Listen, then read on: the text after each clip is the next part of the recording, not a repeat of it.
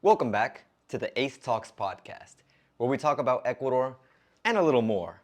I am GM Ace, and I do realize that it's been quite a while since we've done a podcast episode, almost a year to be precise, but I'll talk a little bit more about that at the end of this episode so that we can get into what we came here to talk about, which is teaching. A year back in teaching. I almost can't believe it's been a year back. Well, it's been a year since I've been back in teaching, but it's not that I actually left teaching, by the way. For anyone who doesn't know, I am a teacher. And quite ironically, if you think about it, anyone who does YouTube or content creation where they show or explain anything is technically a teacher. So sorry if I unlocked kind of an unknown thing, something you didn't know about right there, for the people who didn't want to be teachers, but technically you are. It's been about since I stopped teaching at schools, to be precise. It's been about 4 years. I actually had to look that up earlier because I wasn't sure how long it had actually been since the pandemic, because literally I left teaching after a year into the pandemic, and that was a whole story. There are actually two main reasons why I stopped teaching at schools. One of them, of course, I will say, is the online teaching aspect. It was not something that I felt was ideal for students who wanted to learn. Of course, I can't say that all students want to actually learn, but for the students who actually go to school to learn, and they're taking these classes online, I did always get that feeling that it wasn't the best for them. And I still have that feeling to this day when it comes to any kind of online education, that it's not perfect, and even less when we talk about kids. But that's going a little bit too into the online aspect of teaching, which we can get into a little bit later on, or in a completely separate podcast episode or separate video. But for now, I do have another point, but I'll talk about that later. There are some specific things that I want to talk about. You'd think that I'd write them down over here, but I'm actually so accustomed to writing my notes down on my phone that I actually have most of the things over here. Also, if you're watching the video podcast version of this, and you're not just listening, you'll notice that I came dressed for the occasion. But anyways, I did want to talk about some things. First of all, I wanted to talk about a comparison between some of my past teaching experiences, because like I said, I've been away from teaching for almost 4 years. Well, technically almost 4 years, if not 4 years now that we're in 2025. But I did want to talk about a comparison between some of my past teaching jobs and my current one. And I do want you to take into account, when I'm doing this comparison or when I'm talking about all of this situation with teaching, that I am a person who studied both here in Ecuador, and I also studied in the United States. So I do have some things to take away from both parts, even though I do feel like the time that I've been away from the States does give a little bit of a mixed perception, and maybe I wouldn't be comparing just based on what education is like in the States, but more like what education was like in the States and what it's like over here right now. So what education is like in Ecuador right now. So there's a few things to talk about there. But aside from the comparison, I also did want to talk about some things that I liked about this year in teaching, and of course some things that I didn't like. Basically, those would be good things about the institution I was working at, and maybe some bad things that I feel could be corrected and improved in the institution and possibly other institutions in Ecuador. And like I said, I also will give my thoughts on education as a whole, like what I think about what education has been really over here in Ecuador, and the state of education, I think at this point worldwide, because I do feel like some things have changed a lot since I was a student. and I'm pretty sure anyone who's been a student, which I assume is a lot of people, not everyone, of course, because not everyone has the same opportunity. So if you have an education, please do appreciate the fact that you have one. Unfortunately, not everyone can. But things have definitely changed since back then, when education was a little bit different when I was a student. So, to start with, let's talk a little bit about first my teaching portfolio, a little bit about my career, so that you understand what I've done as a teacher. So, as anyone who starts teaching, at least over here in Ecuador, my first few jobs as a teacher was being a substitute teacher. I think in the States or maybe in other places, they do have internships. And it's not that you don't get to be an intern over here. You do spend some time at an institution giving like kind of extra classes or even giving classes at an institution, kind of as a pseudo substitute over here. But it's more common for people who are studying, if they have the opportunity, to also work or substitute at institutions, high schools, elementary schools. There's no middle school over here. Technically, that's fused into high school. So you do typically start teaching before you're actually a professional. That was how I started. I started with a few substitution jobs at different institutions. There was one in particular that I went to more than the other. I even had a whole month where I subbed in that place. And I've had various instances where I subbed at that same place for weeks on end. So my first experiences were substituting, which was obviously good for anyone who doesn't know. It's very difficult to go into a career with like professionally, not right. Like I was going in there when I was in college, like substituting. It's very difficult to go into your career, I think, without having some practice beforehand, some real life practice. That's why I do love the idea of internships when done right. But over here, I started off substituting. Then I had my first job at a school, elementary school. Then I got to work at a high school.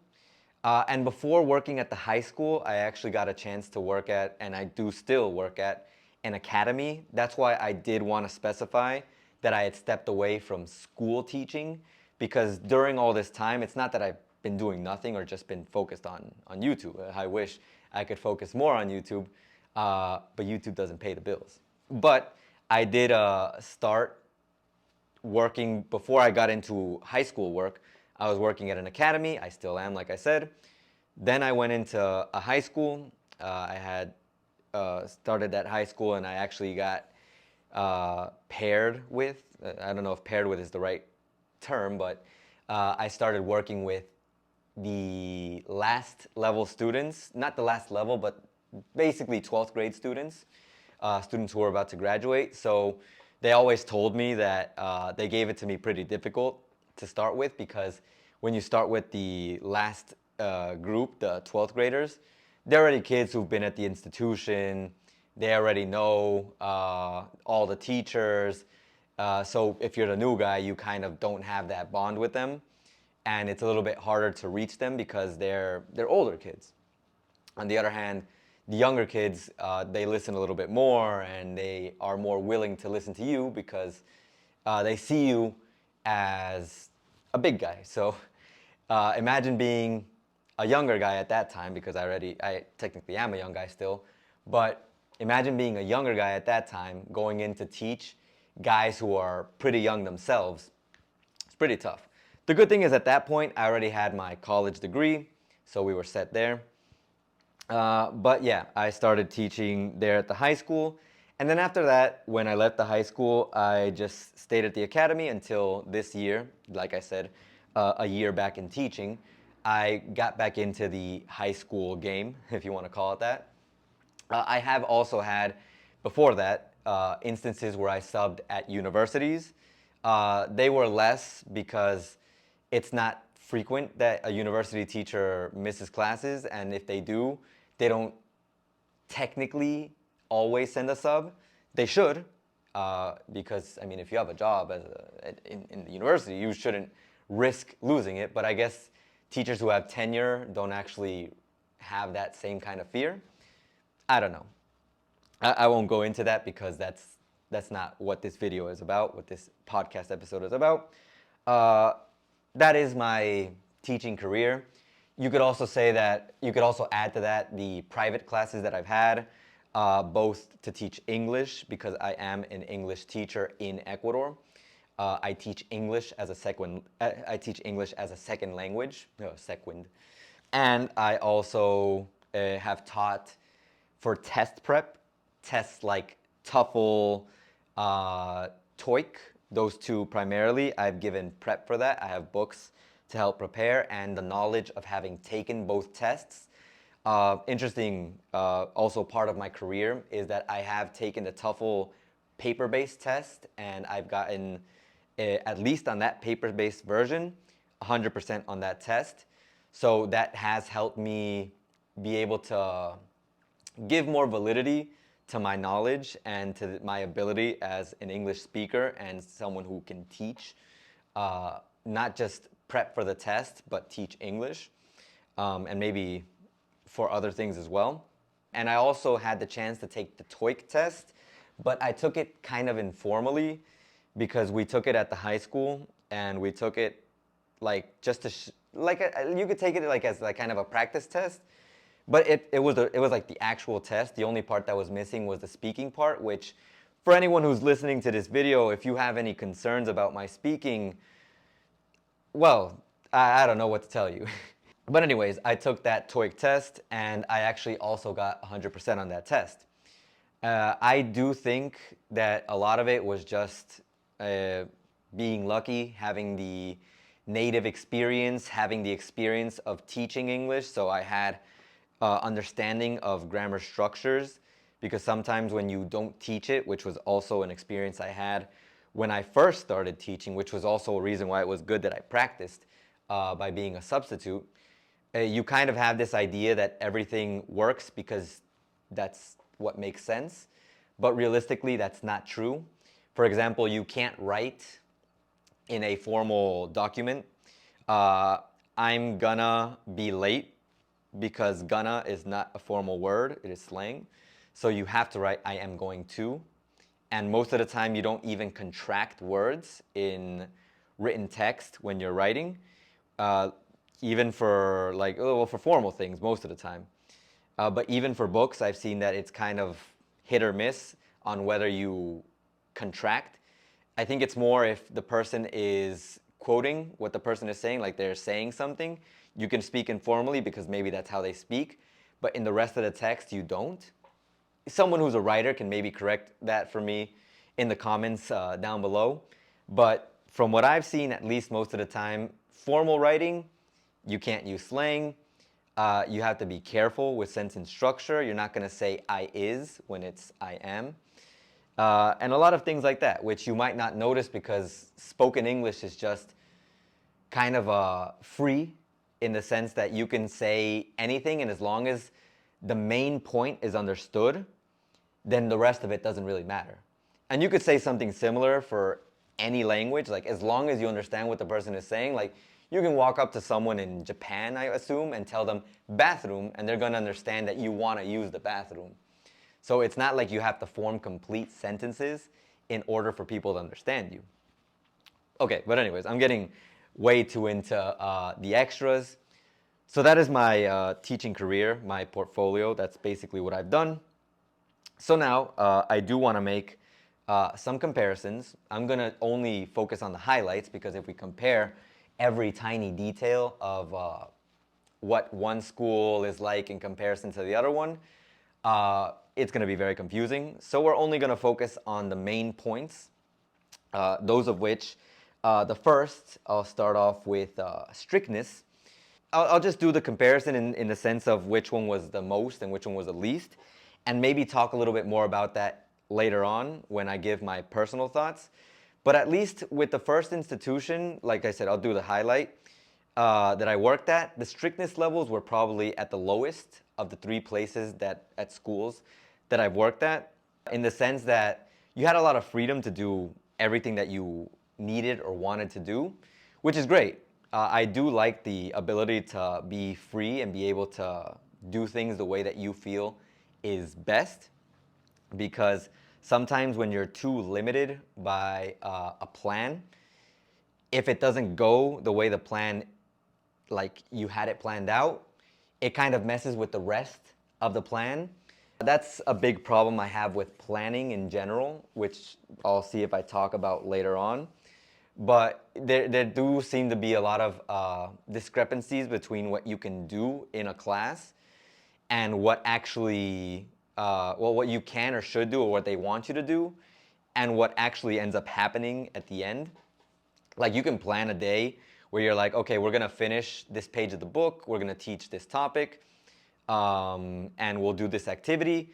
But because, I don't know, you got a call from a parent because one of the students was, disrupting the class, so you had to reprimand them because, something happened that was out of your control.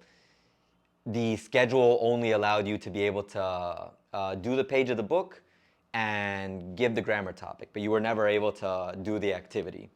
So what do you do with that activity? Do you do it the next day, and that messes with your schedule the next day? Or do you just omit the activity? It becomes that kind of internal strife when you're too overly planned. I'm not saying being overly free is a great thing either, because when you're overly free, if you don't have some kind of plan, at least some kind, I mean, even I have bullet points for my videos. If you don't have some kind of plan, you kind of like, you could lose the structure of what you're doing. Like, you should start from lowest to highest, but if you don't have a plan, you might do one day a really easy topic, and then the next day it's something that's overly complicated that doesn't work for the level that you're in. Like, a lot of things can happen when there's too much freedom. In the second institution, there was a little bit higher level of strictness in what you had to do, but it was still pretty free. Like, you still had a lot of freedom to do the things that you wanted to do, but it was a little bit more limited in what you could do. And then in the institution that I just worked at this year, the strictness levels were a lot higher. Like, a lot of things had to be very organized, things had to be signed and approved before you could actually do them, which you might think, depending on where you're at, very weird or very normal.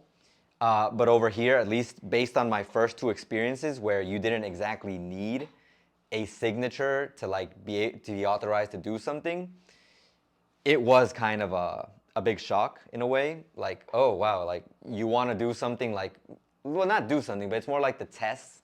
Like, when you make a test, you have your structure for it. Like, I had structures for it in these two institutions, and then the last one that I was in this year, it was like, you do the test and you think it's great, like, you have your format for it, but if they don't authorize it, then no, you can't go through.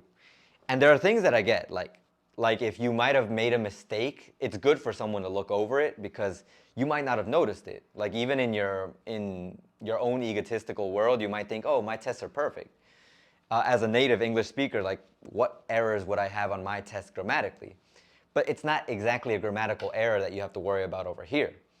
It could be more of something like, oh, you didn't put the amount of points that the question is worth, so the student doesn't know. And I don't see it as a big deal, because it's kind of like, even if it's worth less points than something else, I mean, you're still going to do it, right?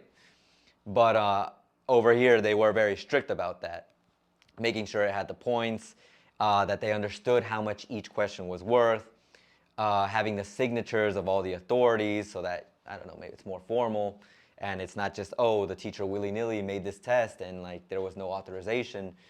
I assume that that's the reason why it's done. I don't know if that's something that's just changed in these last few years. I don't know if that's something that's done everywhere in the world, but I give you the experience from the point of view as someone who didn't have so much control over the test. And it's not just that. There's other factors where there was a lot more control, which is fine, because that's what the institution asked for. That's kind of what also might protect them in the case that something terrible might happen with other authorities externally from the school. But like I said, it was just something strange for me. The next thing that I wanted to compare would be my coworkers. Ironically, I think in my first institution that I worked at officially, and the third one, the one that I just was working at, they were probably the best experiences. Not in their totality, but the best experiences when it comes to coworkers. Because in the second one, I think I only had contact with maybe 2 or 3 coworkers, like constantly. And then after that, it was only maybe contact with the principal because I got along well with the principal. But then everyone else was like no contact, or I don't know if that's a good thing. Like maybe not having to talk to people who maybe don't want to talk to you. But in the first institution, because we were working with people who were, all of us were like pretty much college students, it was a lot more communication between us. So that was really nice. So we got along really well.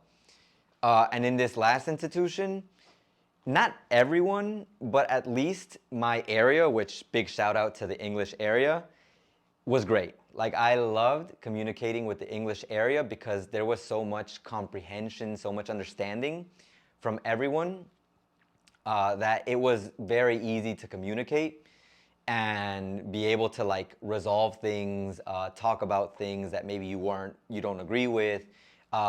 My area was very friendly, but even outside of my area, like I made some friends, some people who I could consider to be really nice people who I got along with well and who I enjoyed spending time with whenever I was at the institution.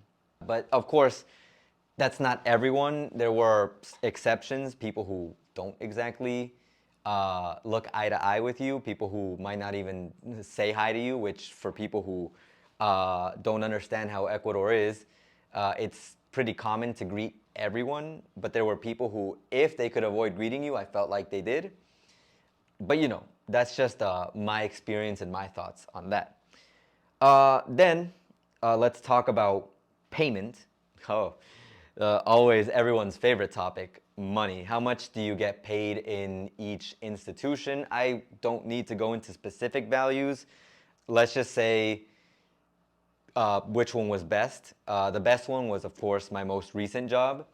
That's where I got paid the best, and I also got paid on time, which is an important thing over here because believe it or not, you do have a lot of institutions, not just educational ones, but in general that haven't been paying on time. Not even just private ones, but also government-owned institutions due to economic situations in the country here in Ecuador. The best experience I had in monetary wise was in my most recent institution. My first institution was my worst. Not only did we get paid not a lot, we also got paid super late. That's also why, for anyone who didn't know, we had to sue the school because they had people not getting paid. Like I hadn't gotten paid in some cases for 2 months, but I had a coworker who hadn't gotten paid for like 5 months, if not more. Other coworkers 3, some 1. Of course, that was not so bad, but I mean, it's too much. Like for some people to have 5 months, 3 months, for me to have 2 months wasn't good. Though, if you look at the second institution over here, there was always constantly a problem of having at least 1 month where you hadn't gotten your salary, and there were some times where there were 2 months that you hadn't gotten paid, and it's like, I mean, I need the money. I honestly don't know. This is like something that reflection point. I don't know how the people who had children, like not in the institution, but who had children, could survive because I don't have kids. I have a dog. That's like my canijo, my dog child. But I don't have kids. So it's like how do you sustain your family?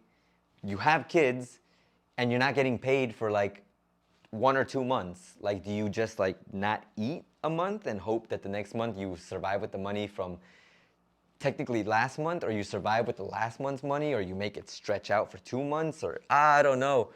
And I don't know if there's gonna be someone who says, "Oh, don't worry about it. You can just it's like saving but different." Like, please don't justify this. If you work, you're not working for free. You're not working for the promise of getting paid a month later. If you worked a month, you have to get paid that month. I don't know, I just feel like people always try to justify things that have no justification. But anyways, that's the payment situation. I love this year getting paid on time, like knowing that the end of the month hits and either the last day of the month you have your salary or the first day of the next month you have your salary, except for weekend situations and holidays where maybe you might get it paid a little bit later. But like for the most part, if that doesn't happen, you're getting your salary at least not a whole month later after having worked, which is great. Well, getting paid on time. Moving on, let's talk about the students. Okay. In general, I have no problem with students. Like I love the kids who are in the schools. Like I love that they're there to learn. I love that they're learning. I love seeing them happy. I love seeing them getting ahead in life because when they learn, they're obviously getting ready for the future. That is, I think, one of the main things that as a teacher you should feel a desire to see them improve, a desire to see them doing well. Students come in different calibers in the sense that students don't always want to be there, and yet they're there. Um, and it's difficult to say like which students were the best or which students were the worst because there really is no best student or worst student. There's just students who might have very complicated situations at their houses, which makes them turn into what you see on a day-to-day basis at the school. But assuming that we talk about the ones who might have been the easiest to control, I would say at the school that I worked at first, it was probably the easiest setting that I had with students. Not just because of the freedom, like the lack of strictness in a way that I had at that institution that allowed me to work with them in a way that I felt was ideal for them to like learn better. But also you have to add into the into the equation the fact that they were kids, like kids. Like literally I worked at a school, so they were elementary school students, they were really small, they paid attention because they were small. Um, and it was easier to manage them. And you could also say that the time that I was teaching then was maybe a little bit easier as well. There was already some things that, like I said, I'll talk about later that really don't help when it comes to education that you could see from that time that has only gotten worse as time passes. But for the most part, they were easy to control because they were kids. You had a lot of freedom.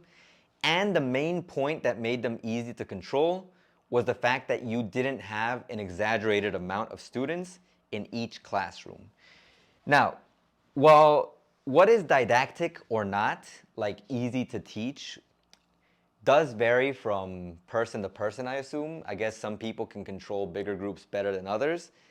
I do firmly believe that a classroom becomes undidactic or very complicated to teach once you start passing 20 students.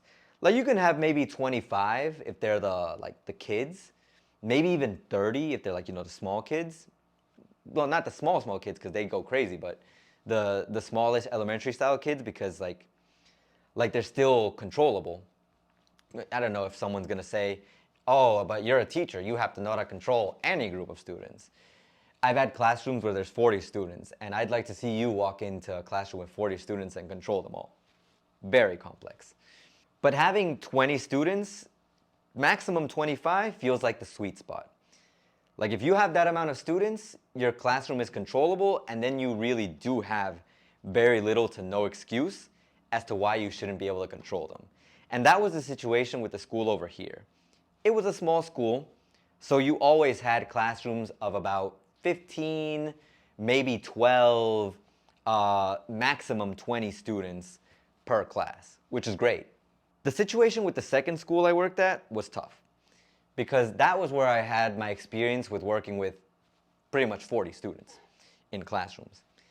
And it's very tough. You can maybe control 20 of them, like seeing them in front of you in a class, but in the back, if they're like talking or if they're doing something maybe like on their phones, which they shouldn't be allowed to have in the first place, but we'll talk about that later, then it becomes very complex because there's nothing you can do, I feel, when you see someone, or you don't even see them sometimes, you just hear talking, and the general area is the back right corner, and you go to call them out, and they're like, it wasn't me. And there's like 5 of them, so you're like, what if it really wasn't him or her? What if it was the person next to them who's acting like they didn't do anything? I could put them all in trouble, like say, oh no, all 5 of you, bad. But then what happens if you take them to the office and then afterwards they're like, no, it wasn't me, there's no evidence, and then they know the teacher is picking on me? It's a problem. That was probably my hardest situation teaching that I've had out of the 3. Because the most recent one that I had, in terms of students, I had third back, and luckily it wasn't a big class, and luckily I had what they call the highest level of students, which is something that we have to talk about as well, that I'll talk about in the like section. So they were good kids. They were great kids. As people, they were great. Like they're a group. They were a group. Well, they still are because they're not dead. But they are a group that was very good, very respectful, very kind, and for the most part, very workable. You told them to do something, and they do it. So they're great. As people, they're great. And by the way, congratulations on your graduation, kids, because they're finally out. That was probably the second easiest experience in terms of the students. In general, they were just very respectful and very good in comparison to what you could see in terms of size, in terms of behavior. In the second school, we did have some students that, like I said, not the best, but like I said, I kind of understand because like they don't come from the best circumstances, which is another thing that influences over here with these 2, because technically this small school had not a lot, but had a group of, like, I guess you could say students, or the students themselves. Their parents, you could say, had economic resources, and the same thing for this group of students. And this was also a private school, so you could say that they had some resources, but definitely not the same compared to these 2. And once again, over here was very different because it's a school, while the other one, my most recent one, was a high school. So there's a difference there as well. I also want to talk about another comparison, the tech and the institutions. I do realize that this school over here has a high disadvantage because it unfortunately is from long ago. Not long ago, but long enough ago where you could say that there's definitely been a shift in how technology has been implemented into institutions. For example, over here, I don't really remember any of the classrooms in my first institution, any of them having air conditioners. If there was a classroom, maybe there was just one, but mainly it was just, I think, fans. Very small classrooms, normal whiteboards. That was the norm for this institution. The second one, we did have some classrooms with some kind of air, but the majority, no. And you did have your whiteboards, and that's about it. And you could say in the time that I was in these 2 institutions, they were always the same. And if I go back to maybe the second one, because the first one no longer exists for reasons that you could only imagine, payment. But when it comes to this second institution, the good thing is that at least I think now it has air in classrooms, because I remember even when when we went into pandemic and before I left, one classroom had gotten air, but I don't remember if that was because the institution itself decided to put air in that classroom, or if it was because parents pitched in to get air put into that classroom. That's something that honestly I don't really remember 100%, but I do know that at least now, because I've heard from students who have come and gone from that institution, that there is more air. I think they've also installed cameras into certain classrooms, if not all of them. But there have been advancements in tech, but more for like comfort and security. On the other hand, this last institution is just, How would you say this? It's the epitome of what you would expect a good institution to be like in a third world country. Honestly, it's very difficult in the city that I live in, and you have to remember, I live in a city that is considered the capital of the province that I live in.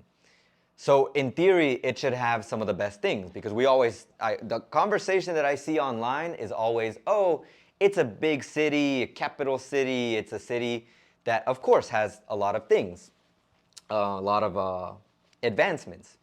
On the other hand, when you talk about the countryside, you expect there to be less improvements in those things. But these two institutions, 1 and 2, don't have nearly as many improvements as institution 3 has. This institution, air conditioning, cameras, infrastructure that is just scary, like in the sense that you can't compare it to anything else in the city. Maybe you can compare it to other cities in the country, big cities as well, but in the city, an experience like this is impossible to find. You might find one other institution with something similar, but not the same. The infrastructure is just crazy. Very nice volleyball court, soccer field, like the indoor one that they have over here. There's a version of soccer that's called indoor, which I just say indoor because it's not even indoors, but it's like, that's what they call it. But it's like a smaller version of soccer, and you normally have to like rent fields to play that. So it's like here, like to have one in the institution and really nice looking, man. The classrooms, completely different. Like you go into the classrooms of the 2 schools that I mentioned before, the one I'm in now, like the most recent one, and the 2 previous ones, like it kind of feels like something out of like an abandoned building. Not that bad, but like out of a building that like has been around for a long time.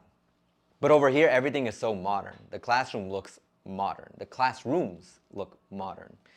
To the point where they've recently, and they're gonna keep doing it from what I understand for this next year as well, they have recently started implementing smart screens. Like literally you have a huge, like television-sized screen, and maybe even bigger than the television I have, now that I think about it.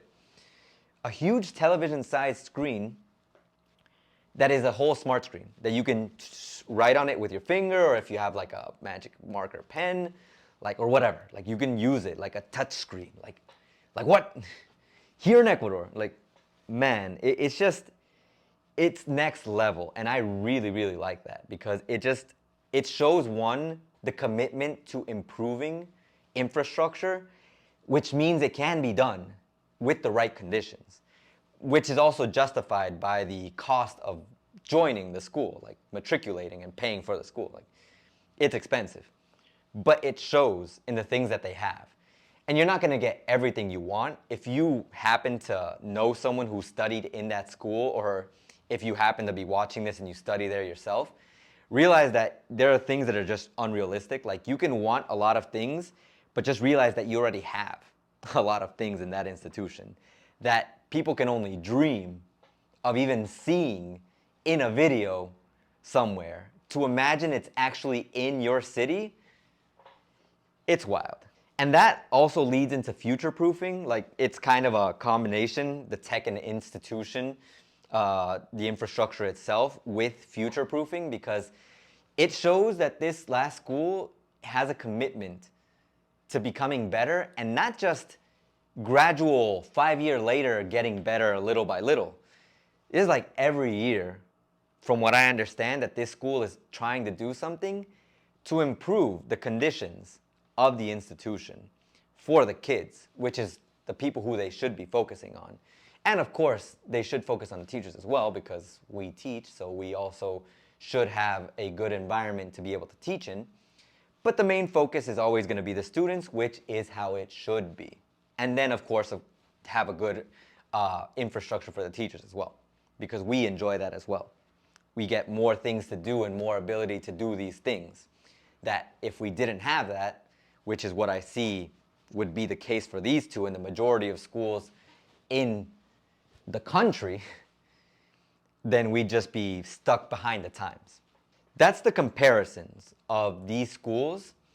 I would say that I probably had the best experience in general in the most recent place I was at. Not to say that I didn't like the experiences I had in the other two, but there were definitely things that could have been better. So now focusing specifically on this last year of teaching, my experience with education at the school that I was in, there's things that, of course, as anyone who works, that you like and things that you don't like. Now, as for the things that I liked about the institution, I already talked about the tech, my goodness, and the infrastructure. It was just so nice when, of course, the power wasn't out, because we did suffer through that during the school year.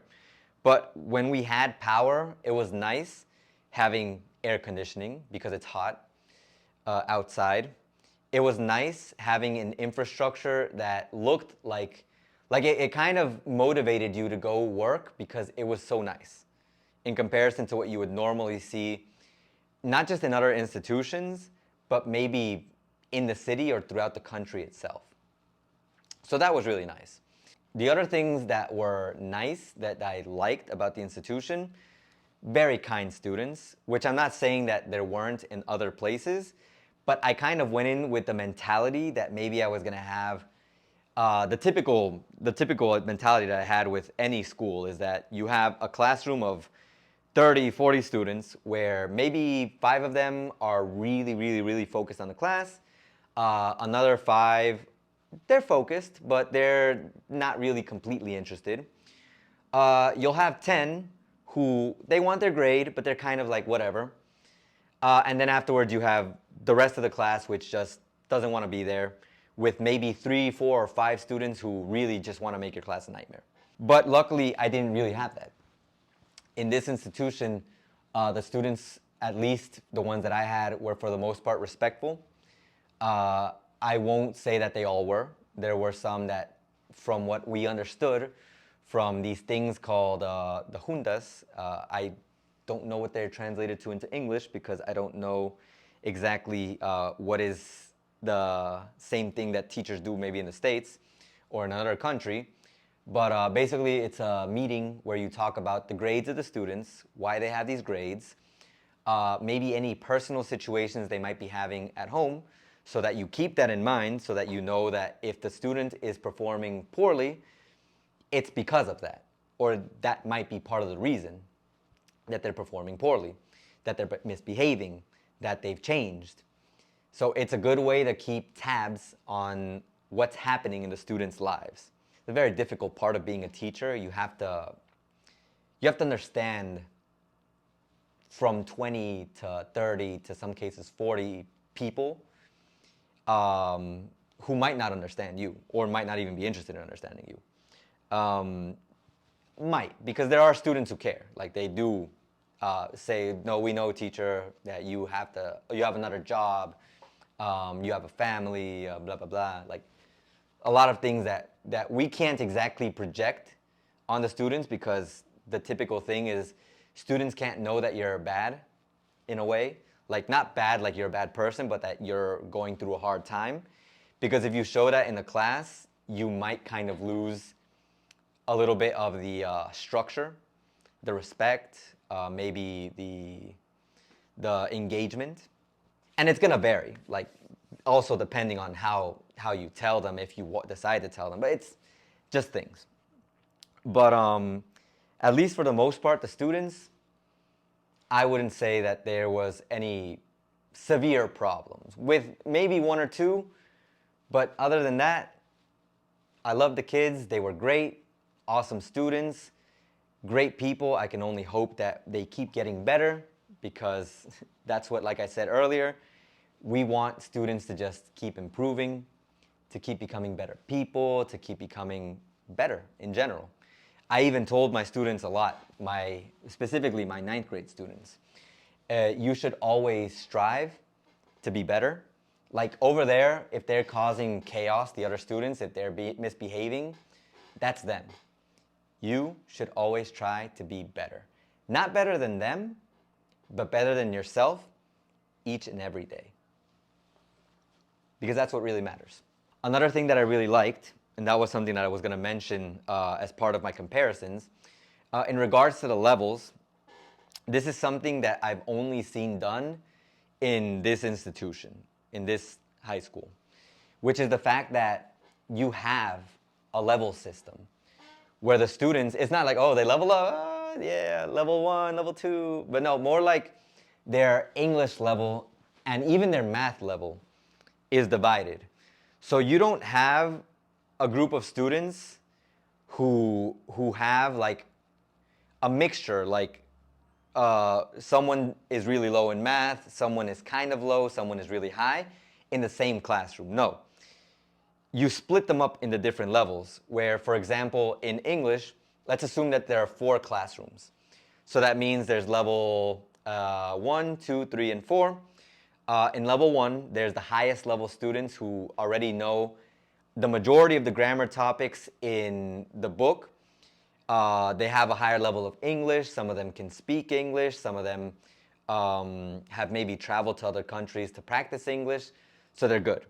Level 2, a little bit lower than that. Level 3, they're not at the level of speaking, but maybe they're good grammatically. And level 4, students who have a hard time with grammar, listening, all the structures, like all the pillars of English, they have a hard time with those. So you have them divided into those groups, and that way you can focus on their needs a little bit better than if you had to but if you had them all in one group and you know that one student's really good, so you give an assignment that's too easy, that student is bored, that student already finished it, that student already knows that topic, so they're wasting their time there.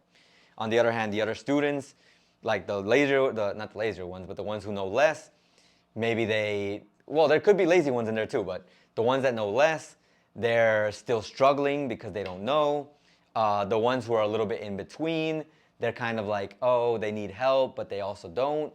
So it's too much of a mix if you have them like most institutions have them. So having them divided here reminded me so much of the States and like how there was, for example, Algebra 1 AP, I think it was called. I forgot the exact names, but like there were even higher levels of like where you could learn even more, and you can get more credits for that. Over here, it's not a credit system. It's just more like if you have the level, you're put in the level that you're supposed to be in, and not in a level that's too high for you or that's too low for you.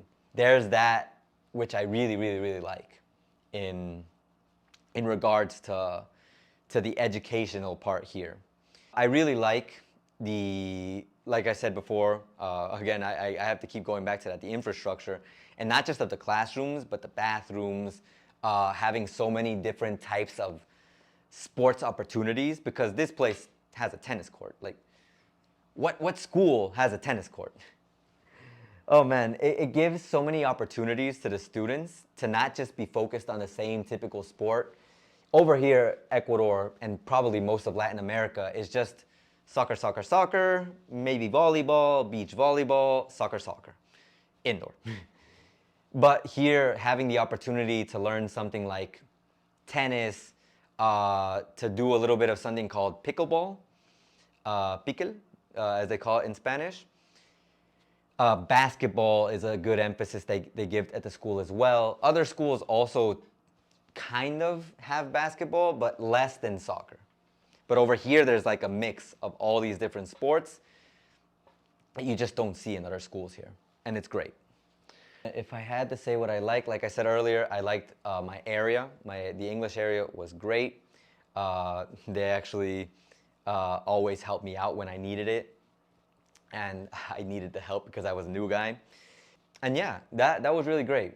I think all of those things made the institution itself great, which is why I'm focusing on the institution, and why now that I talk about the dislikes, remember, I'm focusing on the institution. There are things that I don't like about education as a whole, but we'll talk about that after this.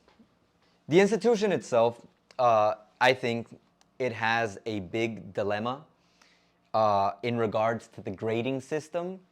Not that the grading system is wrong. We have a platform called Runachai, and I think most institutions in the city nowadays, they do use the institution.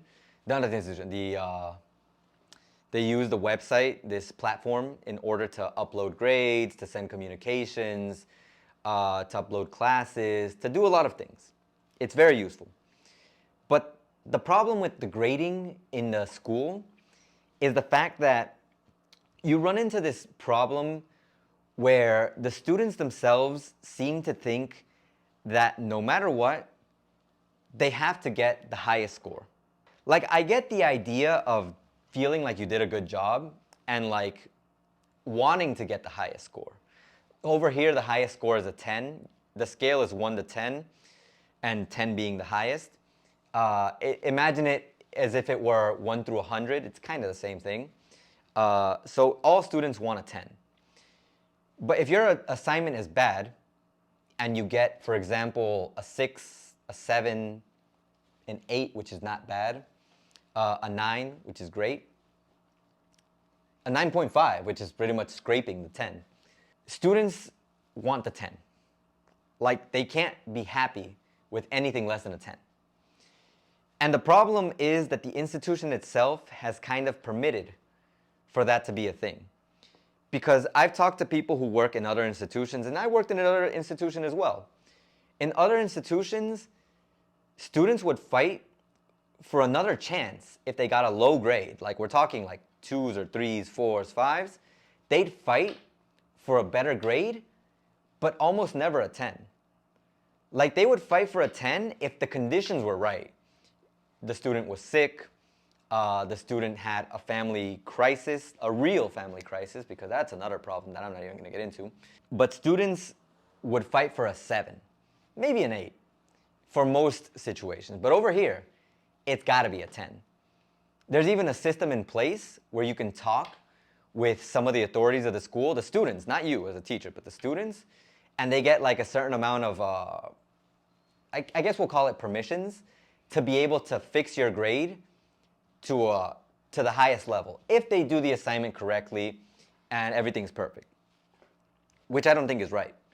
Even if there is a limit to the amount of times that they can do it, I don't think it's right, because I still think that there's too much of an emphasis being put on grades, which is part of the conversation that I have to have later. But just to give a little bit of a heads up, if the students are always expecting to get the highest grade, and we give them the highest grades because the institution, because of the parents, because this comes from the parents, the institution kind of forces you to give it to them, then what are they going to expect in life? They're going to want to have the highest grades. They're going to want to have the best scenarios, situations. They're never going to be satisfied unless they have the very best. And in reality, in life, you should always expect the best. But if you know consciously that you did something bad, and like you did it bad, and like you got a bad grade for it, then you have to accept that. Because if you keep trying to fight for like a better grade, like in real life, you can say that you did something bad in your job and they're gonna give you a second chance if it wasn't terrible. But like, if it's gonna be every time and you're gonna keep getting forgiven it, you're gonna ask your parents to try to fix it for you, that's not realistic. That's not what's gonna happen. You're not gonna get 3, 4, 5, 6, 7, 8, 9, 10 tries before even like getting just reprimanded. Like, you're gonna get fired. In a job, you're gonna get fired. You're not gonna get a third chance. I don't think in most cases you're gonna get a third chance. This situation with giving so many chances is a problem in my mind, and the institution gives way too many of them. And I'm going to say vinculated, but no, and linked to that, vinculado in Spanish, but linked to that is the thought process that some students have that if they do something extracurricular, they have to be exempt, exonerated, they have to get a free grade for something that has nothing to do with that class. So I'm an English teacher, and if a student does something related to music in Spanish, a performance or something that's not interfering with my class. It's just one weekend they went to go do some kind of band competition, and they did great. Awesome. I support that. I'm like, good job. I hope you become the best musician ever. But if they come back and the school tells them that they can use the fact that they did well in this to get like a free grade in English, no? Why? That's not good. That's not okay. I don't agree with that. That's not what should happen. If you want, I can give you an extension on an assignment. I can give you a point, but a free grade? No. That is something that I heard that they're gonna try to fix because it's not okay. But I don't agree with that even being a thing. Like I said, the extension and everything, fine. But that, and I'm not saying we can't value extracurricular effort. Like I said, free point, which is better than nothing. But like a free grade, it's kind of teaching them that if they do something else, it's gonna save them from the actual thing they're supposed to be doing as a responsibility, as an obligation. I would say that one of the things that, I guess it's not like a big deal because at the end of the day, it's something that I guess you come to expect. But it's kind of like this whole, and you could probably see it in other places as well, this whole situation with having coworkers who kind of want to like make you look bad to make themselves look better. I don't know if that's, like I said, probably a normal thing everywhere. But at least the kind of person that I am is that if you did something wrong, or if I saw that something that you did, like maybe you forgot something or you didn't do something correctly, I'll let you know. Hey, this wasn't okay. Don't forget. Or if someone left the board dirty, like, hey, you left the board dirty. Don't worry, I'll erase it for you, but so you don't forget. But like for the person to see that you did something wrong, something like leaving the board dirty, and tell the institution, oh hey, this person left the board dirty. Like, what do you gain from that? Like, why jeopardize your relationship with a coworker just to lick the boots of the authorities? That's what it feels like. Like, I could be wrong, but that's what it feels like. Like, oh hey, I'm telling you what's happening, so I'm the good guy here. Tell the person so that way they don't feel like you are trying to purposely make them look bad. I don't know. That's just something that maybe is just a general workplace situation. I don't like it. It does happen over here. It has happened. So it's like, it's not cool. Linked to the grades, the situation with parents being somewhat intense. I guess that's a situation that you come to kind of like live with whenever you work at a private institution, because since they're paying you technically for their kids' education, they kind of demand a lot of things.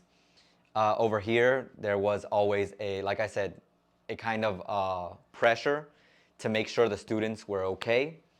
Because if not, if the authorities didn't come at you for that, the parents would. So it's like you had to make sure things were okay. What else? There was also a lot of pressure to make sure that you reported things, which is actually a good thing in my opinion. But it's bad when the parents kind of get too mixed into it. Like, I do like that the parents are there, aware of their children, which they should be. But the problem is when you don't let a teacher do their job because you're so aware of what's happening in the classroom. I'm not sure if you're going to understand what that means because you kind of have to live through it. But it's like I, for example, I had a student who is good at English, and her mom, if her child got a bad grade, like an 8 or a 9 because they presented the assignment late, they didn't present it complete, the parent would be like, no, my child is perfect. How can they get an 8? How can they get a 9? It doesn't let you do your job if they think that you're the one who's doing it wrong, when clearly it's not you.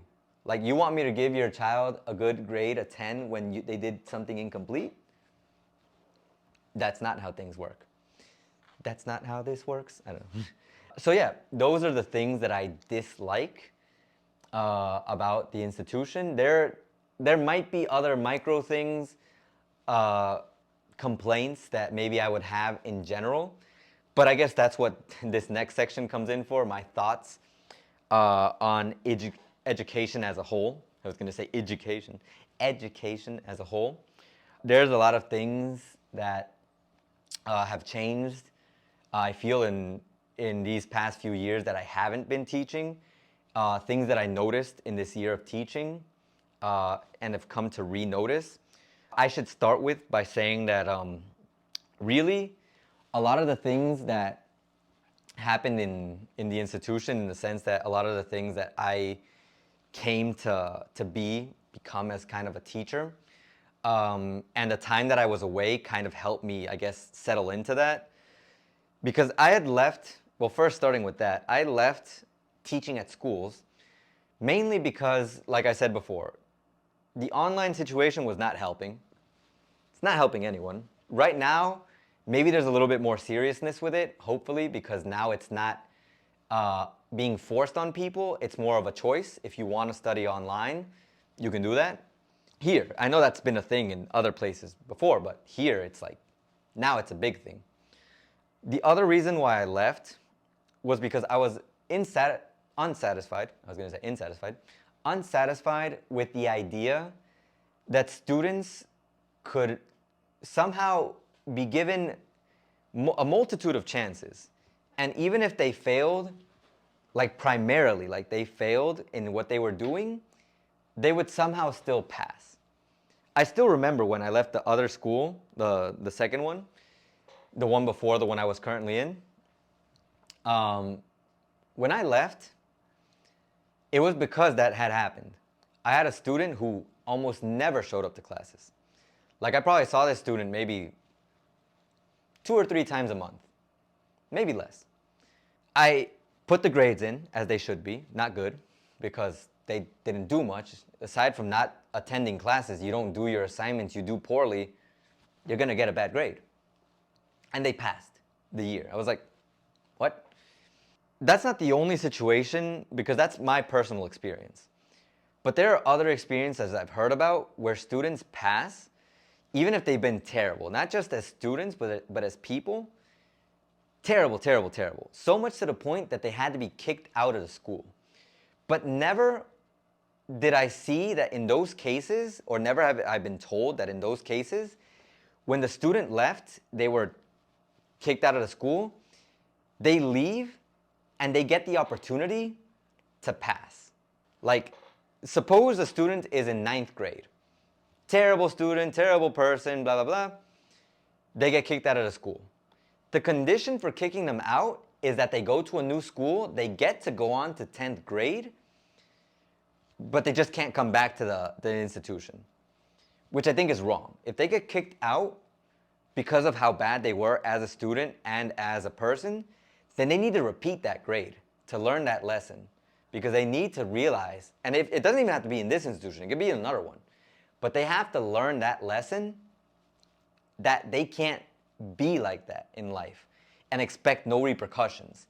In fact, it's more of like a prize, because they spend the whole year being lazy, disruptive, bad, doing whatever they want, and they go on to the next year. Like, they go on to the next grade.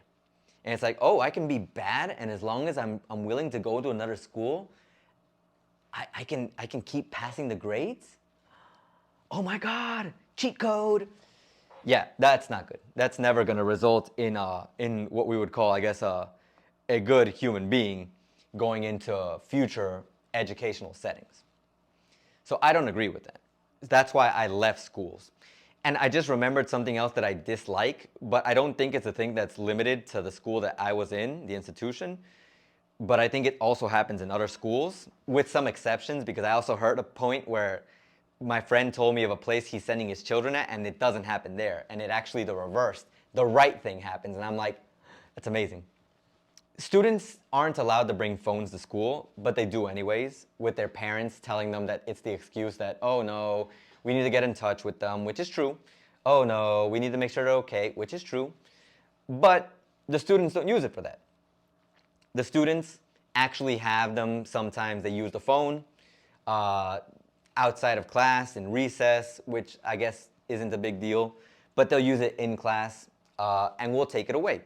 We take away the phone and we give it to the authorities, who they themselves strictly said, if we take away your phone once, we'll give it back maybe at the end of the day. Twice, we'll give it back at the end of a week. The third time, we take it away and you don't see it until the end of the school year. That's what they say. But what they do is not that. They take away the phone, and then afterwards, the parents call, the student cries, and they give back the phone. What's the point? Like, what's the point of having authorities if we can't stick, or rules, if we can't stick to them, if we can't trust that they're gonna do what they have to do?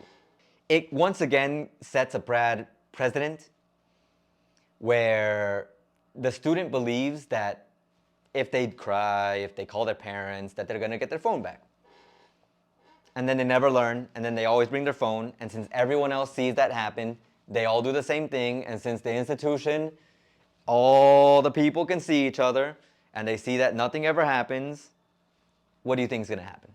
Unfortunately, nothing to the phone, in the sense that it's not taken away as it should, but the mentality of the students is gonna be, we can do whatever we want, because no one's going to give us any repercussions, and we're going to be just fine. It's not good. It is not good. So that's something that I don't like, and something that in general I think institutions have to change. I like the structure that my friend's son's school has, where they tell you at the beginning of the year, we take away your phone, you don't get it back. If you want your phone back, we give it back to you, but we also give you back your documents, and you can go study somewhere else. That's how it should be. You can't not follow rules and expect there to be no repercussions. That's just the way it is. So that's one thing that I think needs to change in general institutions here. I'm kind of unsure of how things are working in the States or in other countries right now in regards to that. Are phones an integral part of classes? I've seen that laptops are. Students use laptops in classrooms. That was a luxury when I was in the States. And over here, it's never even happened. But I've seen that there's more implementation of tech. I would love to see that over here. But other things that I think, like I said, are ruining education. And one of the main things that I think is ruining education, and this is one of my main thoughts and one of the main reasons why I am kind of not in a good place with teaching. I do like the structure. Like I said, kids are great. When your coworkers are great, your life is great. The technology being implemented is great.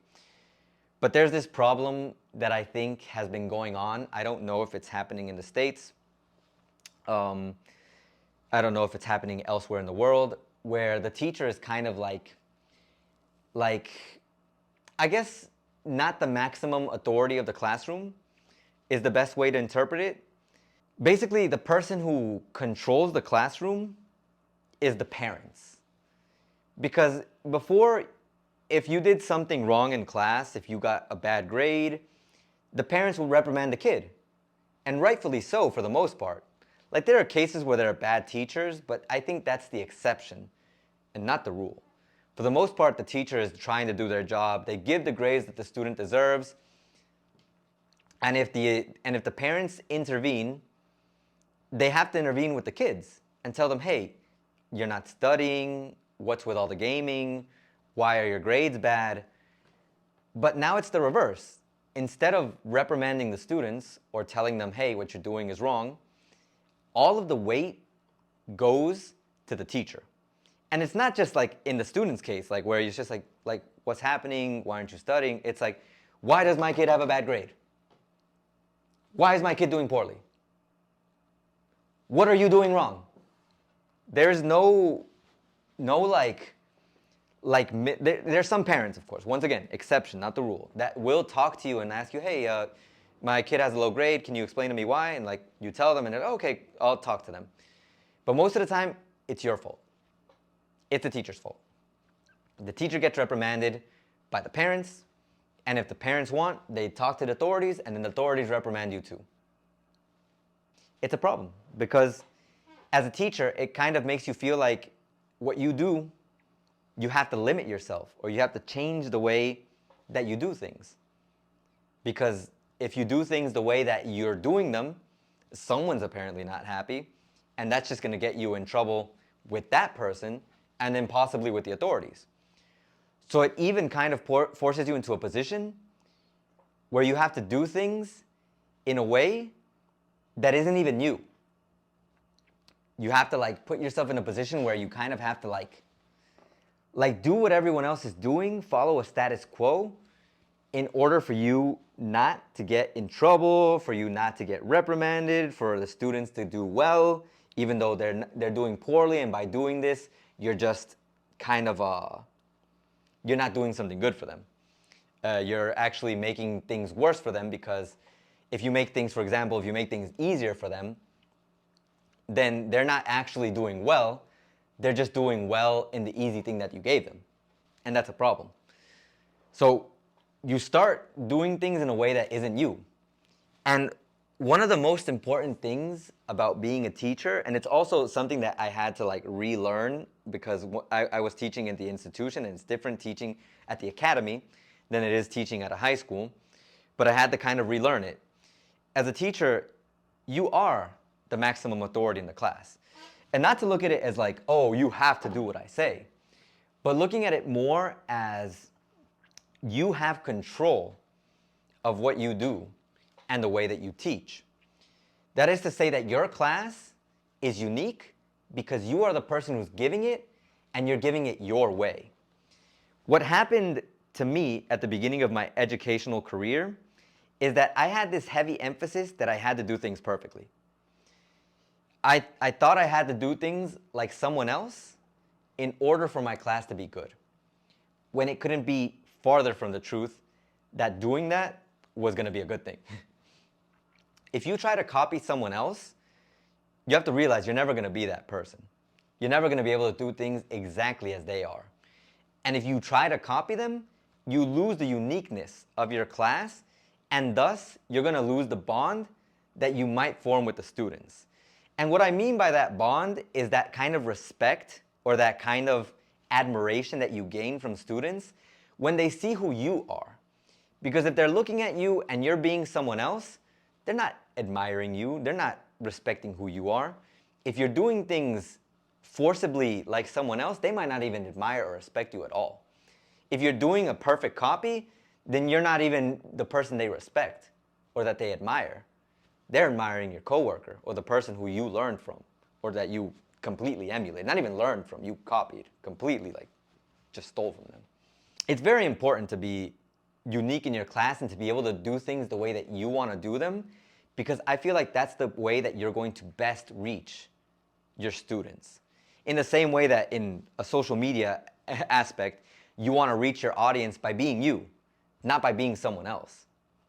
Once again, another reason why I said earlier, I was going to check my glasses over here, why I said earlier that we are technically teachers when we're content creators, because the people that they see is a person that maybe they admire and respect, a person that they want to emulate in some way, shape, or form in the future. Maybe, not all the time. Maybe you just came to get some information. Maybe you came to see this crazy guy talk about how his year back in teaching has been. And it hasn't been perfect. There were ups and downs, as with any situation. I've learned again, and I've even come to kind of find a middle ground where I don't have to kind of forcibly completely be super strict and like, you know, oh, if someone got a bad grade, they have to accept that. Like, I've come to the middle ground where if they get a bad grade, I want to help them get a better grade. I've always wanted to help, but like now a little bit more, because the institution kind of forced me to be like that. Before I wanted to help, but just to make sure, hey, you don't have a grade, get your grade. Over here, hey, you don't have a grade, let's see what we can do to get you as close to a 10, if not a 10, as possible. But it kind of helped me get into that again. And I am grateful for that this year did help me with that.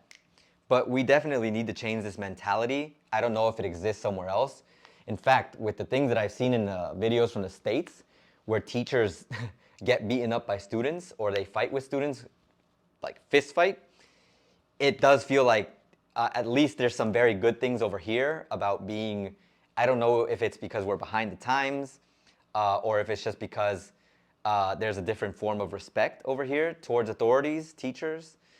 I don't even know how you get to that level. I guess, well, when you're being disrespected so much by a student, some teachers snap, or the student snaps after being treated poorly by a teacher. I don't know. The situation at home for that student has to be really terrible, I'm assuming, for them to get into that mentality. But yeah, that is some of the things that I think need to change when it comes to education. These are also my thoughts on education here in Ecuador, but I do want you to bear in mind something that I do want to make sure I talk about before we end this podcast episode. And something that is important for you to know is that there is a big difference between the education in some cities and the others. They say coastal cities, at least ones like the one I'm in, don't offer the highest level of education. So they say, I do like to believe that education comes from the student, and the student that wants to learn will learn. But there is a reality to be talked about where, because I heard this from a student and as well as a teacher who lived in Quito, because that's the example I want to use. Quito is the capital city of Ecuador, and they say that it is much more competitive over there when it comes to the grades. Over here, because of this whole mentality of getting a 10 all the time, there is no, like, well, there is, but it's a lot less. There's no desire to do your best. Because you know if you do good enough, that maybe you'll get rewarded like as if you did your best.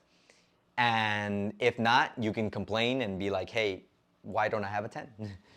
Which is something that apparently doesn't happen in Quito. And like I mentioned earlier, it doesn't even happen in some other schools in this actual city, because it does feel like a kind of phenomenon, at least in the school that I was working at, well, the most recent one, where as long as you do good enough, you might get a 10.